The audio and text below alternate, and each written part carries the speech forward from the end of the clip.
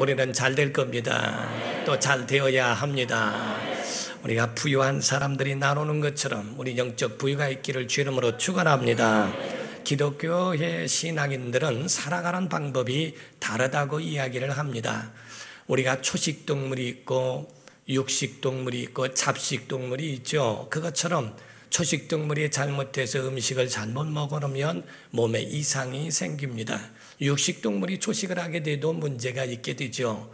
이와 같이 각각 하나님은 만드실 때부터 그렇게 거기에 맞는 것으로 하늘의 공중에서 살기도 하시고 물속에서 사는 것들과 들에서 사는 것들을 하나님이 구별을 해 놓으신 것처럼 인간에게 있어서도 모든 것들을 먹고 마실 수 있는 그러한 부분들에 대하여 우리가 소화대 영양분을 섭취하며 살아갈 수 있도록 육체적으로도 그렇게 만드신 것처럼 우리의 신앙도 마찬가지입니다. 신앙인들에게도 이 땅에서 우리가 살고 있지만 우리는 하나님의 뜻대로 살아야 하며 하나님의 말씀으로 살아야 한다고 말씀을 하십니다.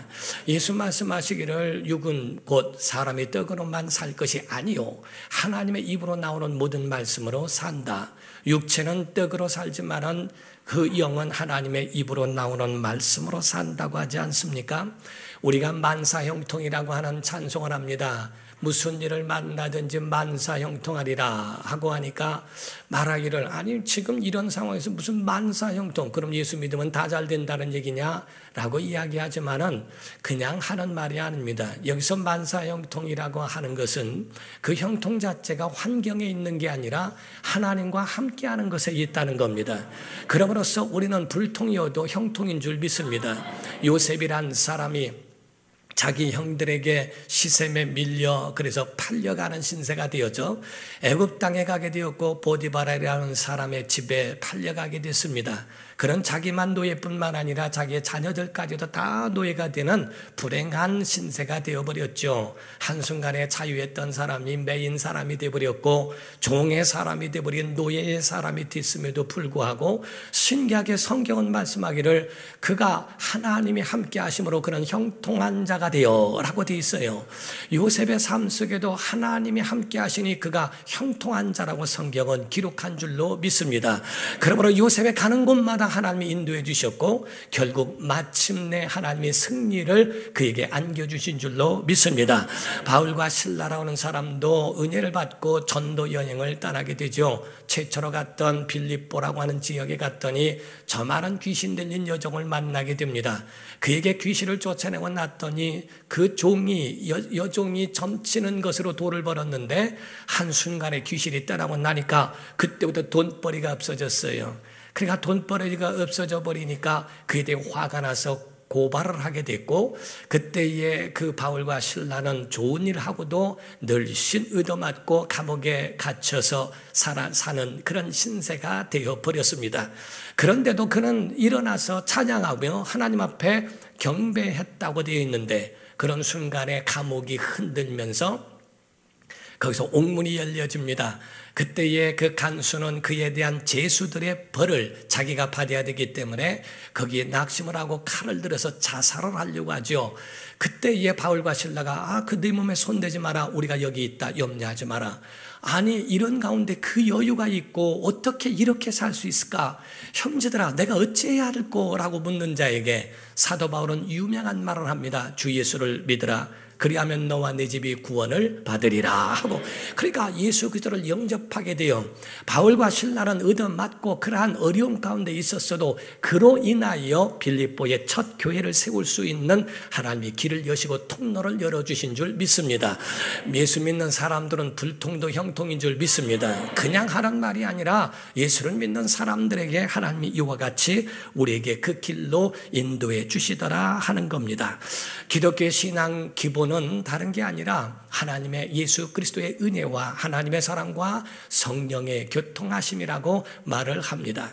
우리가 축도를 할 때 목사가 손을 들고 축복을 하죠. 그때 예수의 은혜, 하나님의 사랑, 성령의 교통하심을 말합니다. 고린도서 13장 13절을 보면 주 예수 그리스도의 은혜와 하나님의 사랑과 성령의 교통하심이 너희 무리와 함께 있을지어다.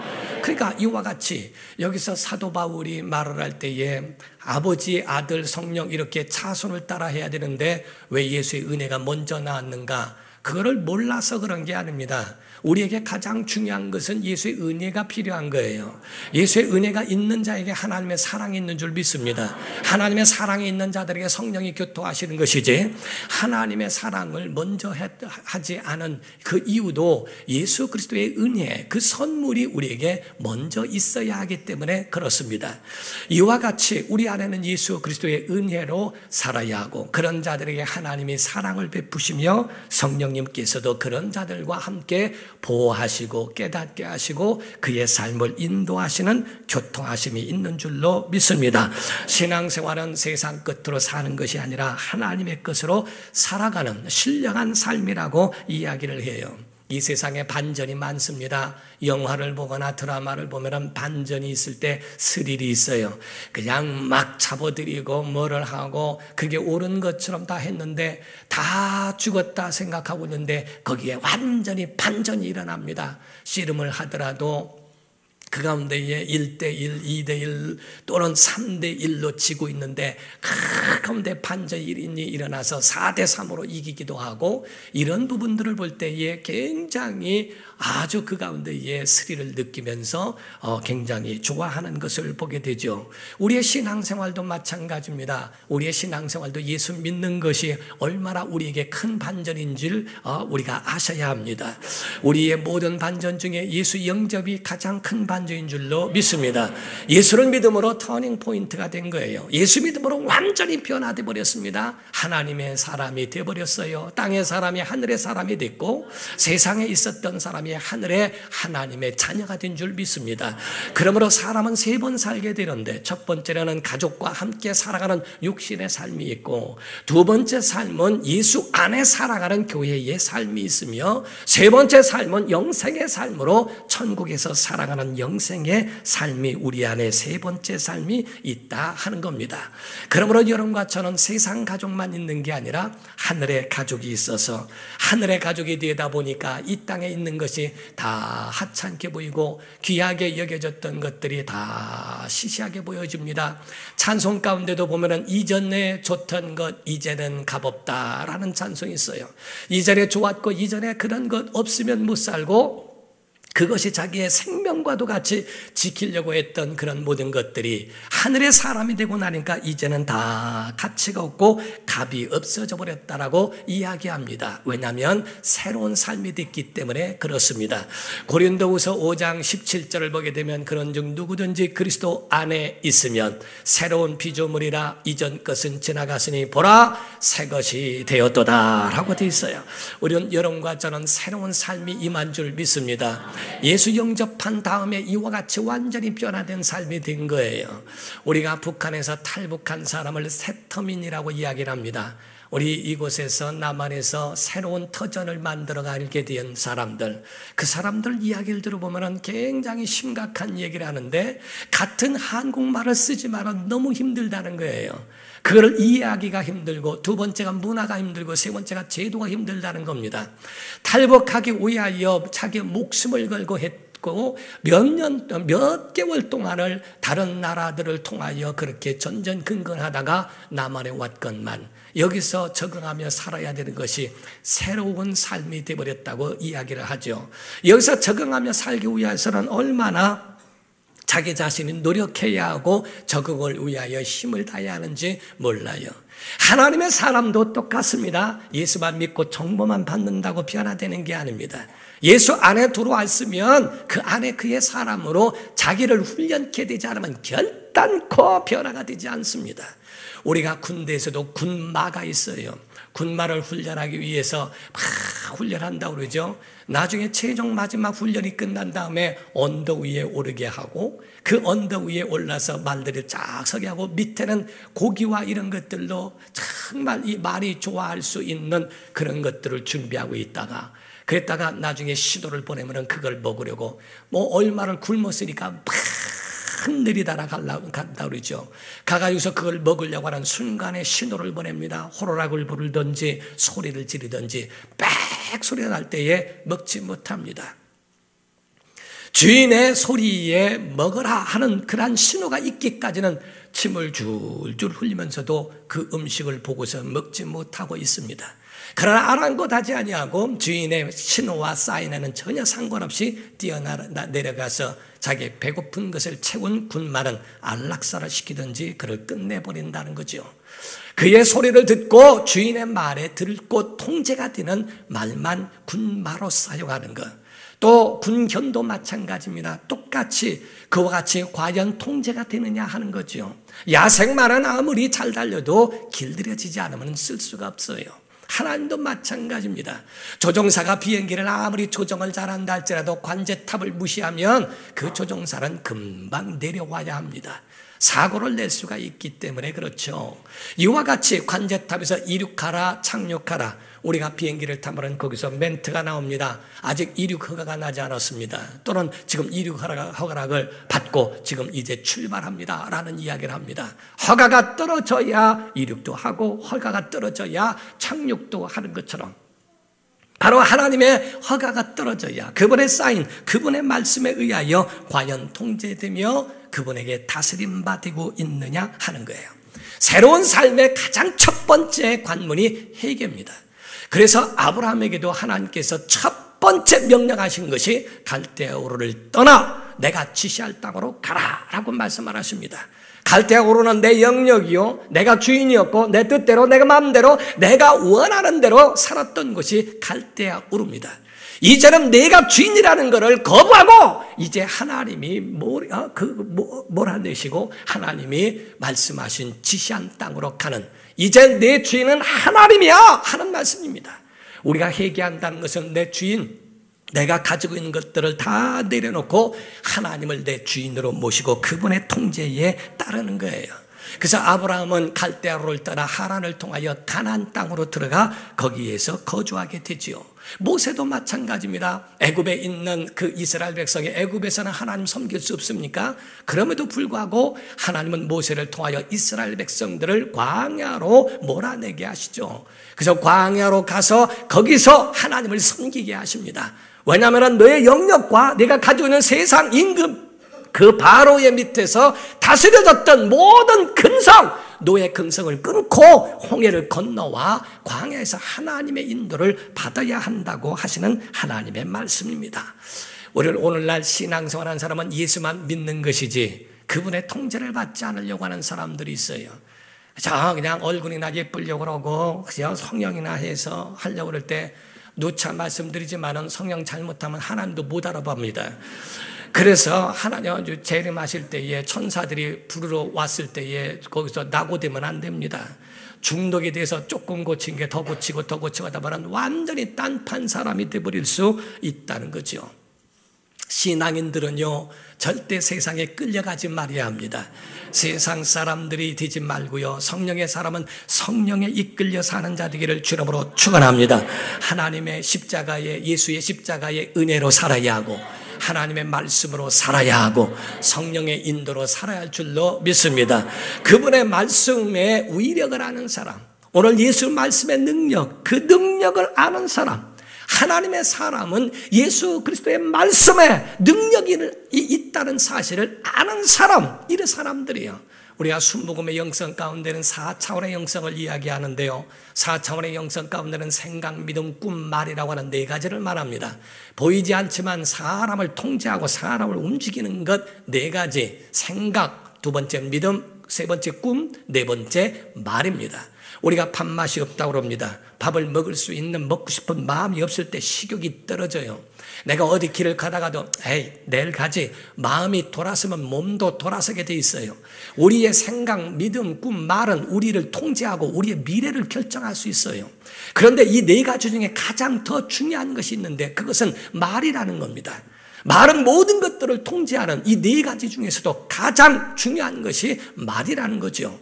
절대 말이 변하지 않으면 절대 변하지 않습니다. 우리의 말이 변하지 않으면 절대 변화될 수도 있다고 하는 꿈을 깨야 됩니다. 우린 모든 것의 변화의 시작은 말인 줄로 믿습니다. 혀의 권세에 달렸다 하겠다고 되어 있어요. 그래서 말에 대하여 어떻게 하면 그 말을 책임질 수 있을까? 빈말을 많이 하지 않습니다. 공인들일수록 빈말을 할 수가 없어요. 왜냐하면 그 말이 책임을 져야 되기 때문에 그 말한 것에 대하여 가능하면 그거를 하려고, 그렇지 않을 때는 사람인지라 미안하다고, 내가 말한 걸 지키지 못해 미안하다고 그에 대해서 통보해 줘야 됩니다. 약속을 자꾸 어기게 되면 실없는 사람이 되어버리니까 그대로 약속을 지키려고 노력한다. 이게 몇 년 전에는 우리 러시아 통역사 우리 장골리아 전사가 있었는데 아기를 낳았다 우리요. 근데 또 제가 거기에 가서 보겠다고, 내가 만나겠다고, 그래서 만나겠다고 내가 약속을 해버렸어요. 그래 하는 바람에 거기에 다 준비해서 했는데, 약속할 수 있는 그 갔다 올 시간은 월요일 날 비행기 타는, 밤에 비행기 타는 그날밖에 없는 거예요. 톰스크라고 하는 곳에 3시간, 4시간을 120km, 130km를 놓고 그렇게 달려야 가는 곳이고, 거기서 1시간 동안에 같이 식사를 하고 난 다음에 다시 3-4시간을 돌아오고 그날 밤 비행기를 타야 했습니다. 거기서 어떤 목사님은 저한테 만류합니다. 아니 목사님 거기까지 왜 가시려고 합니까? 왜 도대체 가려고 합니까? 딱 한마디였습니다. 약속했으니까 가야 하고 기다리니까 가야 됩니다. 그랬더니 그 말에 그냥 할 수 없이 차를 내줬어요. 운전하는 분이 130, 140을 놓고 달리는데 얼마나 빨리. 도로나 좋아야죠. 그때는 도로가 좋지 않을까 뒤에서 권사님들하고 저하고 우리 안 식구 해서 5명 타고 가는데 뒤에서 계속 이래가면서 3시간을 가고서 밥 먹고 또 3시간을 이래고 하고 저녁에 또 비행기를 타고 그러고서 오고 한 달을 몸살 앓았어요. 3달을. 약속한 거를 지키려고 함께하고 하는 건, 나를 기다려주는 사람이 있고 그러한 것이 있기 때문에 거기에 대해서 함부로 말을 하면 안 되니까 책임이 있어서 그 말을 합니다. 하물며 하나님의 말씀은 얼마나 크며 하나님이 언약하시고 하나님이 약속하신 것은 얼마나 중요하고 얼마나 클 것인가 하는 겁니다. 성경 이사야서 40장 8절에 말씀하기를 푸른 마르고 꽃은 시드라, 우리 하나님의 말씀은 영원히 서리라 라고 말씀합니다. 마태복음 24장에 보게 되면 35절에 천지는 없어질지언정 내 말은 없어지지 아니하리라 라고 말씀을 합니다. 죽어가는 그런 생명, 죽어가는 마른 뼈 같은 그런 자들에게도 하나님의 말씀을 대언하니까 그 말씀에 의하여 생명 역사가 일어납니다. 에스겔서 37장 1절에서 7절을 보게 되면 여호와께서 권능으로 내게 임재하시고 그의 영으로 나를 데리고 가서 골짜기 가운데 두셨는데 거기 뼈가 가득하더라. 나를 그 뼈 사방으로 지나가게 하시기로 본즉 그 골짜기 지면에 뼈가 심이 많고 아주 말랐더라. 그가 내게 이르시되 인자야 이 뼈들이 능히 살 수 있겠느냐 하시기로 내가 대답하되 주 여호와여 주께서 아시나이다. 또 내게 이르시되 너는 이 모든 뼈에게 대언하여, 대신 말하라는 거죠. 이르기를 너희 마른 뼈들아 여호와의 말씀을 들을지어다. 주 여호와께서 이 뼈들에게 이같이 말씀하시기를 내가 생기를 너희에게 들어가게 하리니 너희가 살아나리라. 너희 위에 힘줄을 두고 살을 입히고 가죽으로 덮고 너희 속에 생기를 넣으리니 너희가 살아나리라. 또 내가 여호와인 줄을 너희가 알리라 하셨다 하라. 이에 내가 명령을 따라 대언하니, 대언할 때 소리가 나고 움직이며 이 뼈 저 뼈가 들이맞아 뼈들이 서로 연결되더라 라고 되어 있어요. 그러니까 뼈들이 그 대언할 때 막 움직이기 시작하고 그것이 생겨서 바로 마치 사람의 모든 형체로 나왔는데 생기가 없더라는 거죠. 그래서 9절과 10절에 말씀을 합니다. 또 내게 이르시되 인자여 너는 생기를 향하여 대언하라. 생기에게 대언하여 이르기를 주 여호와께서 이같이 말씀하시기를 생기야 사방에서부터 와서 이 죽음을 향한 자에게 불어서 살아나게 하라 하셨다 하라. 이에 내가 그 명령대로 대언하였더니 생기가 그들에게 들어가매 그들이 곧 살아나서 일어나 서는데 극히 큰 군대더라 라고 되어 있어요. 사랑하는 성도 여러분, 언제 역사가 일어나는가? 대언할 때, 하나님 말씀을 대언할 때 그 말씀에 권위가 있고 그 말씀을 대언할 때 역사가 그 가운데 일어납니다. 사랑하는 성도 여러분, 말씀은 분석하고 증명하는 게 아니라 믿는 거예요. 하나님의 말씀을 믿는 것이지 그 말씀에 대해 왜 오늘날 능력이 없는지 아십니까? 능력 없는 이유는 하나님 말씀 분석하고 의미만 알고 있는 역사만 가지고 있지 그 말씀에 대하여 과연 내 속에 명령으로 받고 있고 그 말씀이 내 영혼을 치유할 수 있다고 믿는 믿음이 있느냐 하는 겁니다. 영적 권위가 그 속에 과연 들어있느냐 하는 거죠. 데살로니가전서 2장 13절에는 바울은 말합니다. 이러므로 우리가 하나님께 끊임없이 감사함은 너희가 우리에게 들은 바 하나님의 말씀을 받을 때 사람의 말로 받지 아니하고 하나님의 말씀으로 받음이니 진실로 그러하도다. 이 말씀이 또한 너희 어떤 자라고 그랬어요? 믿는 자 가운데 역사하느니라. 사랑하는 성도 여러분, 하나님의 말씀은 믿는 자 속에만 역사하게 돼 있어요. 믿지 않는 사람들에게는 이 말씀이 전혀 그 속에 역사도 일어나지 않고 전혀 상관이 없습니다. 그 속에 과연 하나님의 역사는 무엇에 있는가? 목사를 신격화하라는 이야기가 아닙니다. 목사는 신이 아닙니다. 하나님의 말씀을 대언하지만 하나님은 그의 입술에 하나님께서는 영적 권위를 주셨어요. 영적 권위를 주신 것은 목사에게 줬다기보다는 바로 그 말씀 안에 하나님께서 역사하시는 그의 언약이 들어있으니까. 그래서 모세에 대하여 출애굽기 7장 1절과 2절을 보면 여호와께서 모세에게 이르시되 볼지어다 내가 너를 바로에게 어떤 누구 같은? 신 같은 존재, 신같이 내게 하였은즉 네 형 아론은 네 대언자가 되리니 내가 내게 명령한 바를 너는 네 형 아론에게 말하고 그런 바로에게 말하여 그에게 이스라엘 자손을 그 땅에서 내보내게 할지니라. 말쟁이를 말하게 하나님이 쓰실 것 같으면 아론을 쓰시지 왜 모세를 쓰시겠어요?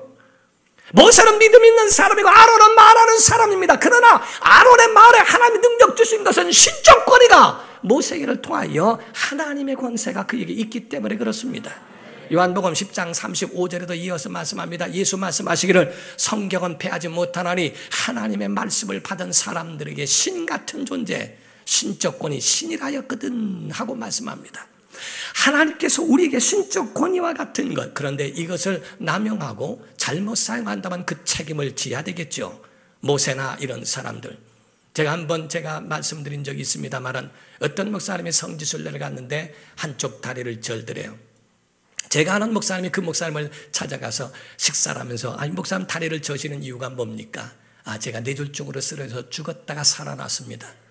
돌아가셨을 때 그때 어떤 일이 있었습니까? 하고 말해도 주님을 만났다고 그러더래요. 그러면 그 말씀을 어떤 말씀을 하셨냐면 3가지 말씀을 하셨다고. 첫 번째 말씀하신 것은 아마 그 목사님이 혈기가 많았던 모양이에요. 하나님의 혈기 있으면 절대 안 하시거든요. 사랑하는 아들아, 사랑하는 종아, 혈기 부리지 마라. 두 번째 말씀은 내 양을 사랑하되 진심으로 사랑해다고. 세 번째 말씀은 너 내 이름 갖고 장사하지 마라. 오늘날 예수 이름 팔아먹고 장사하는 경우도 있어요. 신적 권위를 줬더니 그것 가지고 장사하는 것처럼 되어지는 것. 하나님의 말씀을 대언한 건지 아니면 장사한 건지 그에 대한 판결은 하나님이 하실 것이라는 거죠. 그러나 성도들은 하나님의 말씀의 출처가 거기 있다면 그 말씀을 듣는 겁니다. 목사의 영적 권위라고 하는 것은 하나님의 말씀의 영적 권위가 있기 때문에 그 말씀에 하는 거예요. 교회 안에서도 목사에 대하여서라 그 영적 권위 하나님의 사람을 인정해 줘야 됩니다. 아멘. 교회에서 신격화라는 얘기가 아닙니다. 하나님의 말씀을 증거하는 대언자로 그걸 여기라는 거예요. 교회 안에서 주위의 사람들 전도사라도 전도사라고 불러서는 안 됩니다. 전도사님이라고 해야 됩니다. 각각 교역자들에 대하여서도 영적 권위를 인정해 줘야 합니다. 교회 안에 교역자들이나 목사를 그 목사 저 목사 하면은 그 순간부터 목사 위에 있는 사람이 돼버리는 거예요. 그런 사람이 무슨 은혜를 받습니까? 전도사가 밑이고 목사가 밑인데 누가 은혜를 받고 거기서 감동을 받고 벼달을 받습니까? 하나님의 말씀이 그 속에 역사가 일어나야 되는데 하나님의 말씀으로 믿지 않는데 어떻게 역사가 일어납니까? 만약에 하나님의 말씀이 예배 가운데 말씀이 하나님의 말씀이라고 인정한다면 예배 중에 병도 낫게 되어 있습니다. 여러분의 가정도 치유되게 되어 있습니다. 여러분의 영혼도 살아나게 되어 있고요. 가정도 어둠이 거치게 되어 있습니다. 하나님께서 말씀하시는 그분의 역사를 우리가 보고 있지 않습니까? 우리가 성경의 본문 말씀 12절 13절을 보면 하나님의 말씀은 살아있고 활력이 있어 좌우의 날선 어떤 검보다도 예리하여 혼과 영과 및 관절과 골수를 찔러 수술한다는 거죠. 그렇게 하며 또 마음의 생각까지 들여다보시고 뜻을 판단하나니 지으신 것이 하나도 그 앞에 나타나지 않음이 없고 우리의 결산을 받으실 이의 눈앞에 만물이 벌가벗은 것처럼 다 드러나느니라. 요즘은 과학이 발달돼가지고요, 그 속에 정말 이 기계가 들어가서 내시경이 들어가서 속까지 다 들여다보고 전부 다 들여다봅니다. 핏속까지도 다 들여다볼 수 있어요. 저는 우리 한 식구가 내시경 검사하는데 아주 의사를 잘 만났던 모양이에요. 수면 내시경 하지 않고서 그렇게 하더라도 벌써 끝났더라고. 난 그 말을 믿은 게 오산이요. 그래가지고서 그냥 수면 내시경 안 했다가 반은 죽는 버린 줄 알았어요. 내가 의사를 잘못 만난 건지. 그런데 그 속에 막 넣는데 다 보입니다. 그 속에, 제 속에 안에 있는 것들이 다 화면에 나와 있고 다 보여져요. 하나님이 과연 우리 속에 우리 마음도 우리의 생각도 다 들여다보시고 우리에게 그 가운데에 우리를 다 지켜보신다. 사랑하는 성도 여러분, 말씀만 있는 게 아닙니다. 그 말씀 안에 은혜도 있는 줄 믿습니다. 벌통 안에는 벌만 있는 게 아니라 꿀도 있는 것처럼 하나님 말씀 안에는 명령만 있는 게 아니라 은혜도 있어요. 자, 지금부터 아멘 해보세요. 말씀 안에 은혜 있습니다. 응답이 있습니다. 능력도 있습니다. 지혜도 있습니다. 하나님의 생명이 있는 줄 믿습니다. 1967년 6월 4일에 6.1 전쟁을 이끌었던 모세 다얀이라고 하는 장군이 있었어요. 그가 승리를 이끌고 돌아왔을 때의 승리의 원인이 뭐냐고 물었습니다. 그때 말하기를 우리에게는 신무기가 있습니다. 어떤 신무기냐고 물었을 때 이야기합니다. 우리 주머니 속에는 하나님의 말씀이 있습니다. 여러분 주머니 속에는 무엇이 있습니까? 여러분 영혼 속에는 무엇이 있습니까?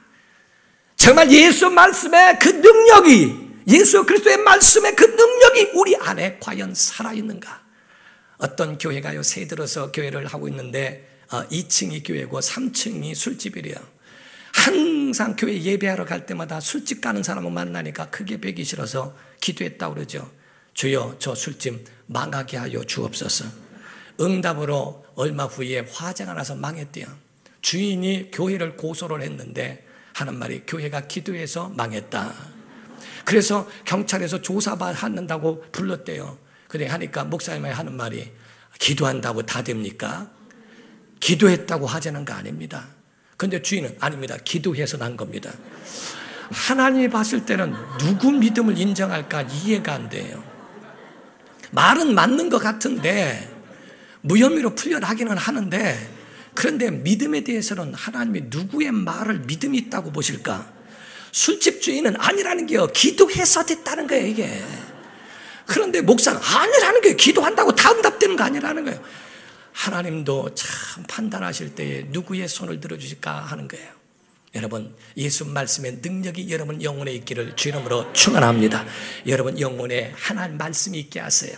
말씀을 즐거워하고 주야로 묵상하며 그 말씀을 사랑하는 성도 되기를 주 이름으로 축원합니다. 기도하겠습니다. 이 시간에 다 같이 통성으로 기도할 때 주님, 하나님의 말씀이 우리 가운데 우리를 다스려 주시고 우리를 이끌어 주시고 우리를 인도하여 주옵소서.